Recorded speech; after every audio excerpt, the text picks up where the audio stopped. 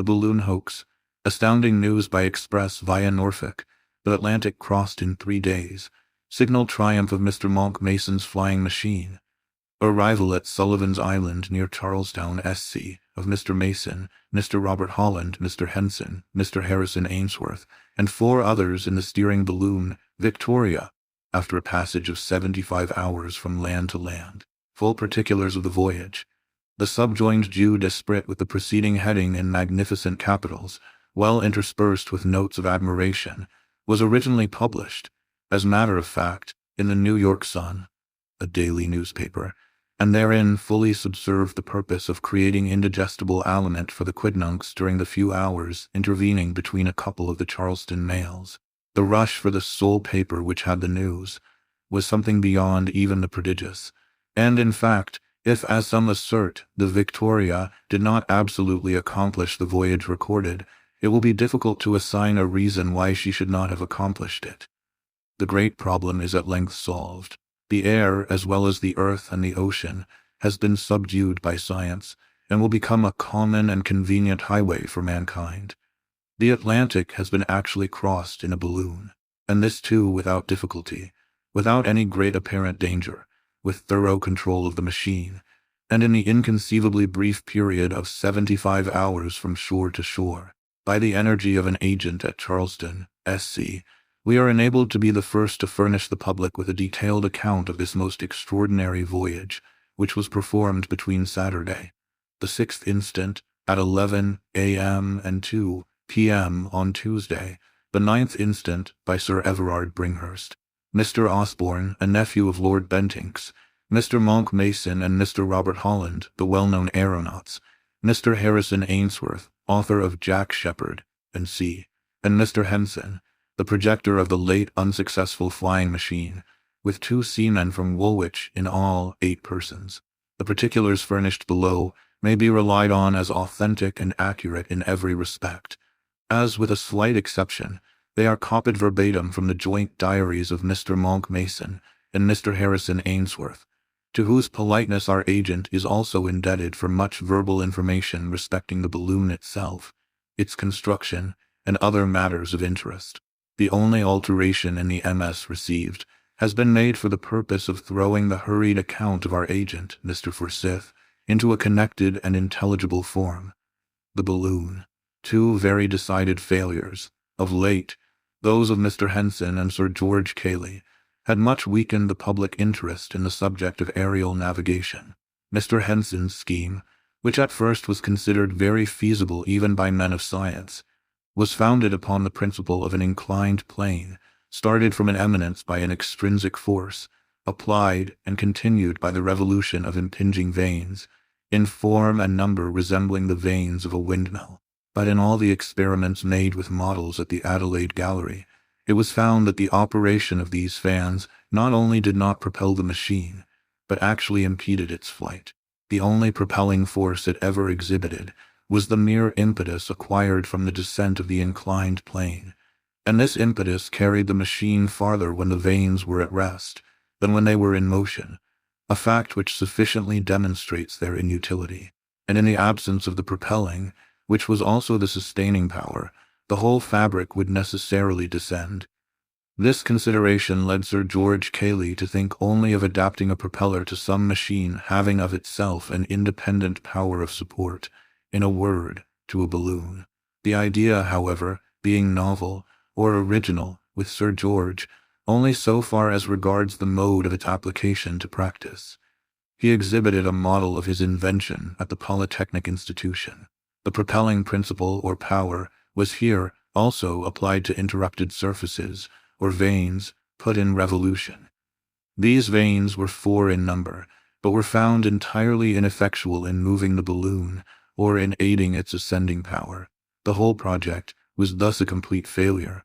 It was at this juncture that Mr. Monk Mason, whose voyage from Dover to Weilburg in the balloon, Nassau, occasioned so much excitement in 1837, conceived the idea of employing the principle of the Archimedean screw for the purpose of propulsion through the air, rightly attributing the failure of Mr. Henson's scheme and of Sir George Cayley's to the interruption of surface in the independent vanes.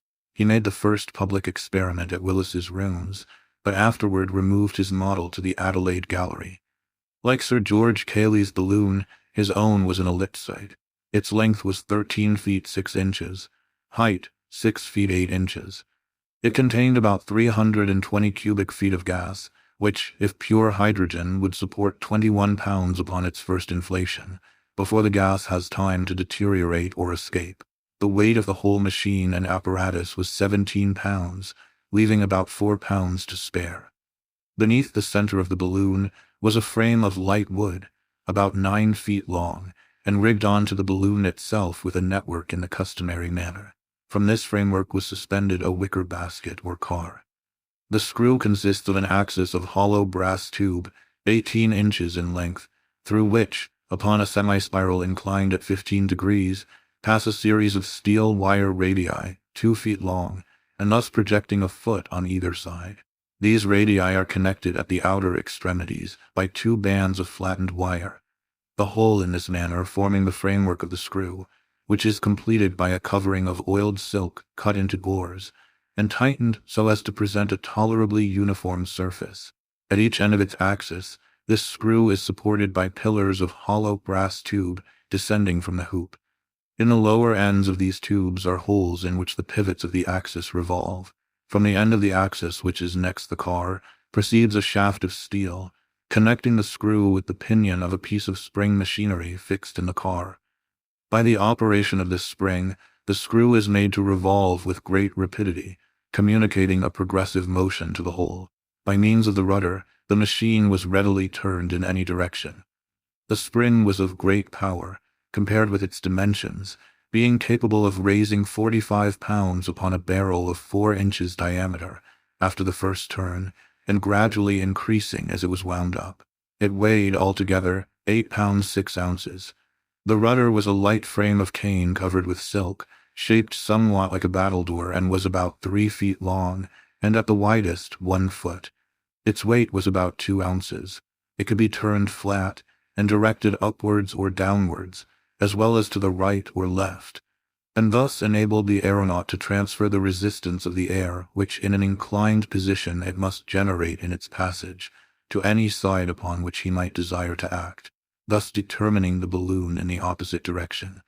This model, which, through want of time, we have necessarily described in an imperfect manner, was put in action at the Adelaide Gallery, where it accomplished a velocity of 5 miles per hour.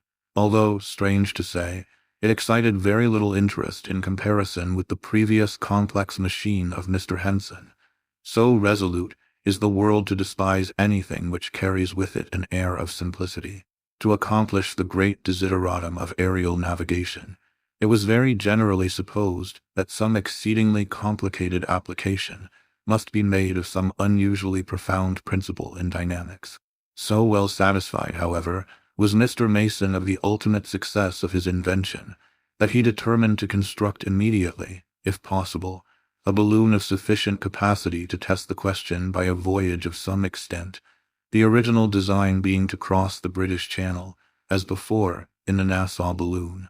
To carry out his views, he solicited and obtained the patronage of Sir Everard Bringhurst and Mr. Osborne, 2 gentlemen well known for scientific acquirement, and especially for the interest they have exhibited in the progress of aerostation. The project, at the desire of Mr. Osborne, was kept a profound secret from the public, the only persons entrusted with the design being those actually engaged in the construction of the machine, which was built, under the superintendence of Mr. Mason, Mr. Holland, Sir Everard Bringhurst, and Mr. Osborne, at the seat of the latter gentleman near Penstruthal, in Wales. Mr. Henson, accompanied by his friend Mr. Ainsworth, was admitted to a private view of the balloon on Saturday last, when the 2 gentlemen made final arrangements to be included in the adventure. We are not informed for what reason the 2 seamen were also included in the party, but, in the course of a day or 2, we shall put our readers in possession of the minutest particulars respecting this extraordinary voyage.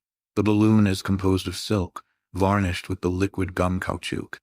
It is of vast dimensions, containing more than 40,000 cubic feet of gas, but as coal gas was employed in place of the more expensive and inconvenient hydrogen, the supporting power of the machine, when fully inflated, and immediately after inflation, is not more than about 25 pounds. The coal gas is not only much less costly, but is easily procured and managed. For its introduction into common use for purposes of aerostation, we are indebted to Mr. Charles Green. Up to his discovery, the process of inflation was not only exceedingly expensive, but uncertain.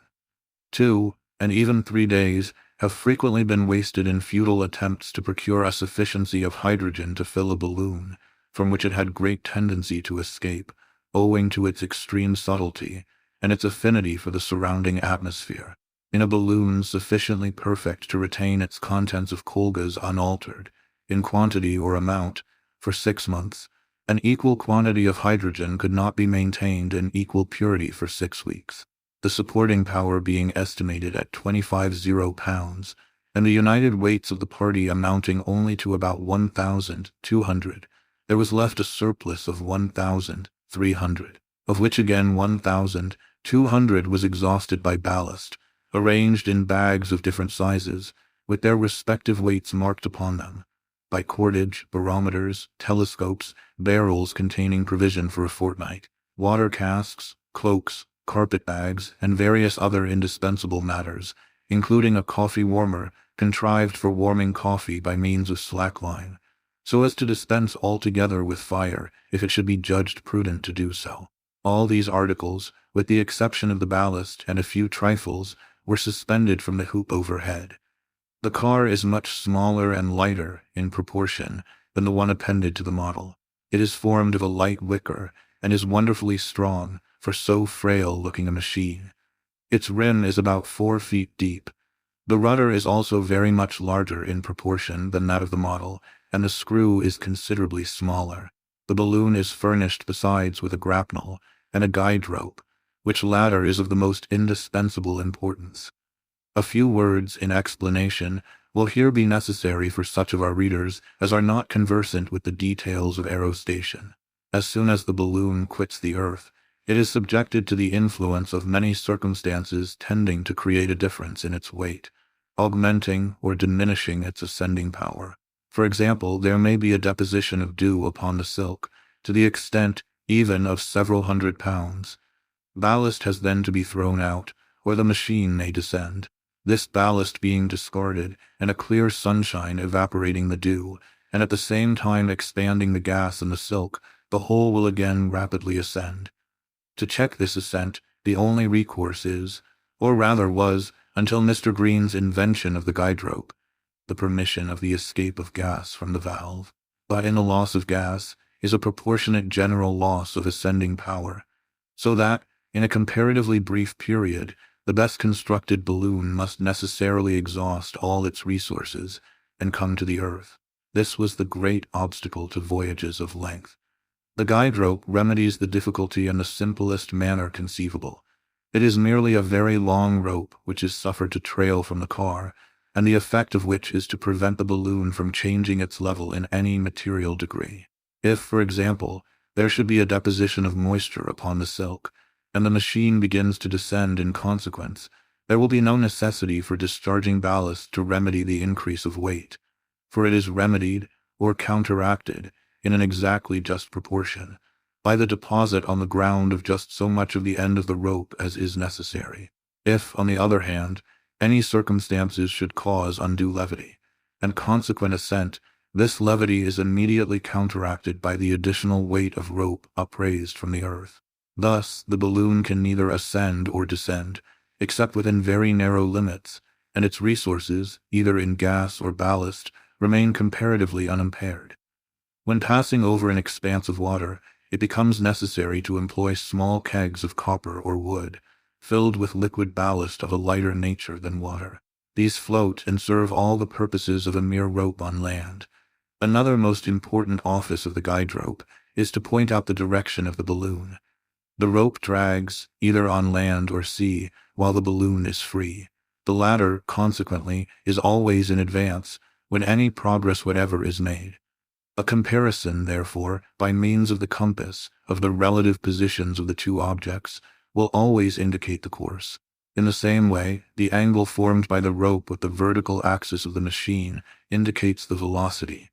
When there is no angle, in other words, when the rope hangs perpendicularly, the whole apparatus is stationary. But the larger the angle, that is to say, the farther the balloon precedes the end of the rope, the greater the velocity, and the converse.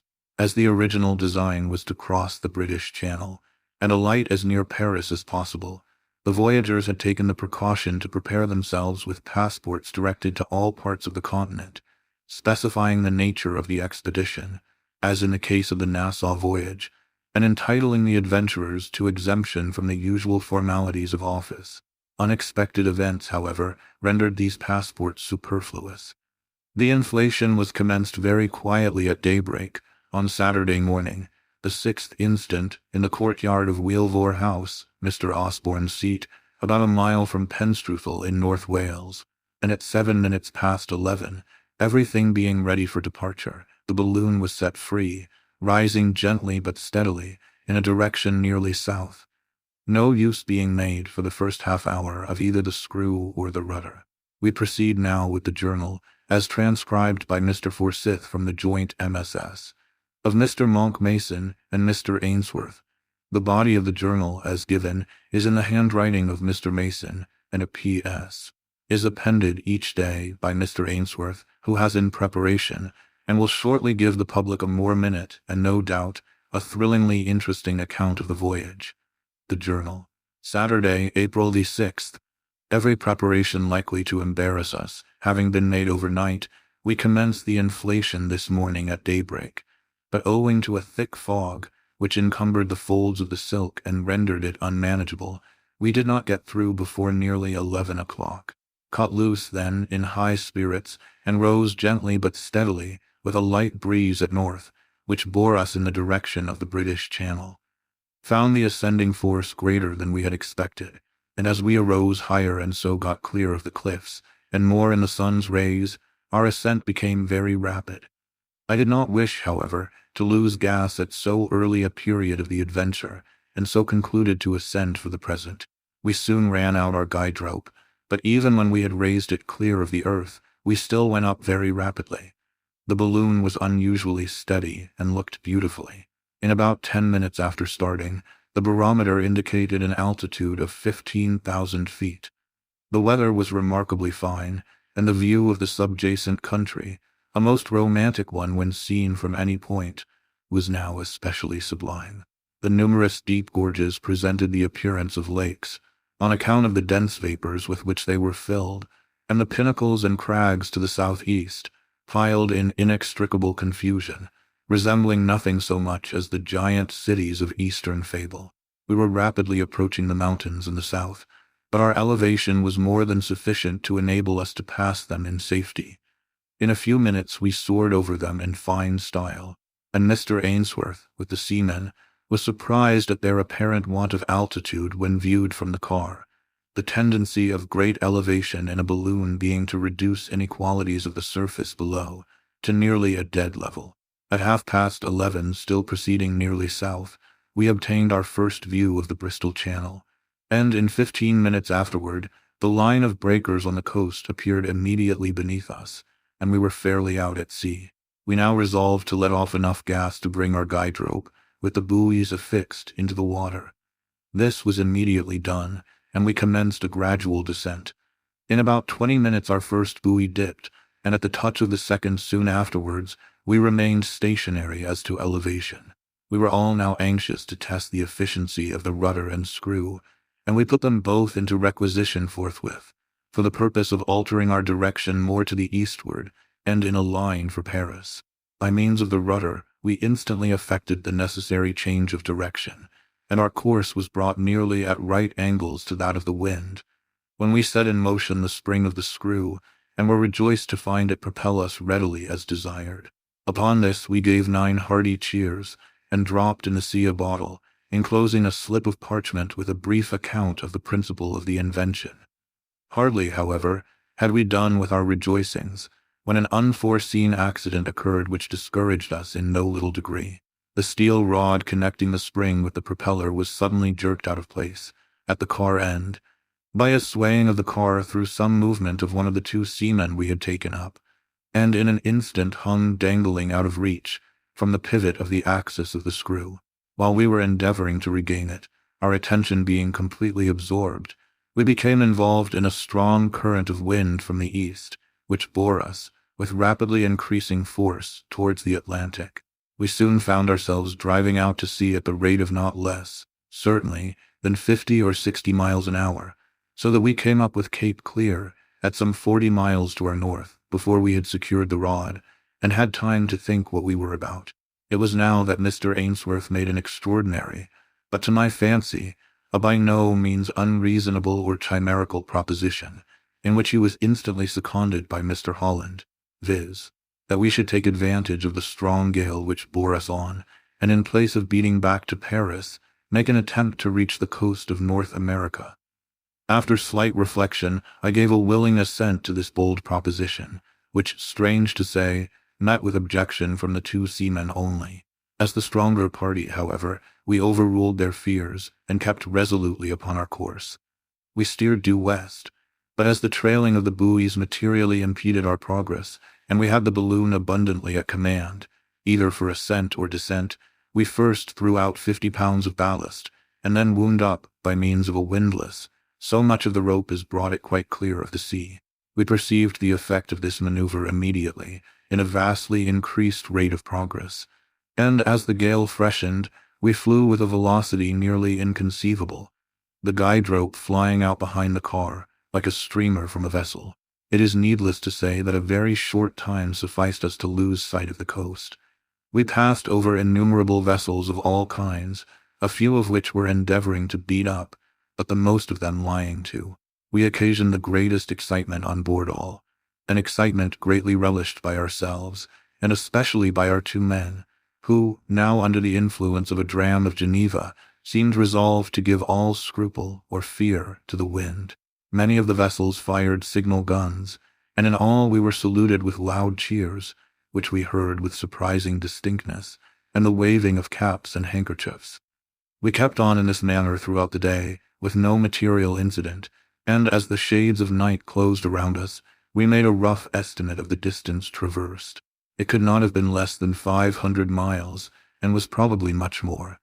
The propeller was kept in constant operation, and no doubt aided our progress materially. As the sun went down, the gale freshened into an absolute hurricane, and the ocean beneath was clearly visible on account of its phosphorescence. The wind was from the east all night, and gave us the brightest omen of success. We suffered no little from cold, and the dampness of the atmosphere was most unpleasant, but the ample space in the car enabled us to lie down, and by means of cloaks and a few blankets, we did sufficiently well. P.S. By Mr. Ainsworth. The last 9 hours have been unquestionably the most exciting of my life. I can conceive nothing more sublimating than the strange peril and novelty of an adventure such as this. May God grant that we succeed. I ask not success for mere safety to my insignificant person, but for the sake of human knowledge, and for the vastness of the triumph. And yet the feat is only so evidently feasible that the sole wonder is why men have scrupled to attempt it before. One single gale such as now befriends us. Let such a tempest whirl forward a balloon for 4 or 5 days. These gales often last longer, and the voyager will be easily borne in that period from coast to coast. In view of such a gale, the broad Atlantic becomes a mere lake. I am more struck, just now, with the supreme silence which reigns in the sea beneath us, notwithstanding its agitation, than with any other phenomenon presenting itself. The waters give up no voice to the heavens. The immense flaming ocean writhes and is tortured uncomplainingly. The mountainous surges suggest the idea of innumerable dumb gigantic fiends struggling in impotent agony. In a night such as is this to me, a man lives a whole century of ordinary life, nor would I forgo this rapturous delight for that of a whole century of ordinary existence. Sunday, the 7th. Mr. Mason's MS. This morning the gale, by 10, had subsided to an 8 or 9 knot breeze for a vessel at sea, and bears us, perhaps, 30 miles per hour or more. It has veered, however, very considerably to the north, and now, at sundown, we are holding our course due west, principally by the screw and rudder, which answer their purposes to admiration. I regard the project as thoroughly successful, and the easy navigation of the air in any direction, not exactly in the teeth of the gale, as no longer problematical. We could not have made head against the strong wind of yesterday, but by ascending, we might have got out of its influence, if requisite. Against a pretty stiff breeze, I feel convinced we can make our way with the propeller. At noon today, ascended to an elevation of nearly 25,000 feet by discharging ballast.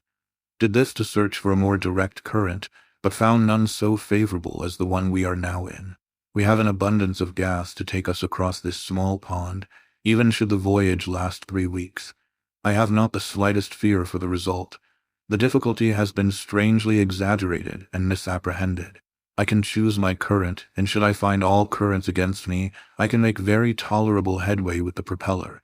We have had no incidents worth recording. The night promises fair. P.S. By Mr. Ainsworth. I have little to record, except the fact, to me quite a surprising one, that, at an elevation equal to that of Cotopaxi, I experienced neither very intense cold, nor headache, nor difficulty of breathing.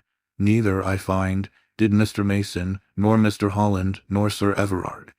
Mr. Osborne complained of constriction of the chest, but this soon wore off. We have flown at a great rate during the day, and we must be more than halfway across the Atlantic. We have passed over some 20 or 30 vessels of various kinds, and all seem to be delightfully astonished. Crossing the ocean in a balloon is not so difficult a feat after all.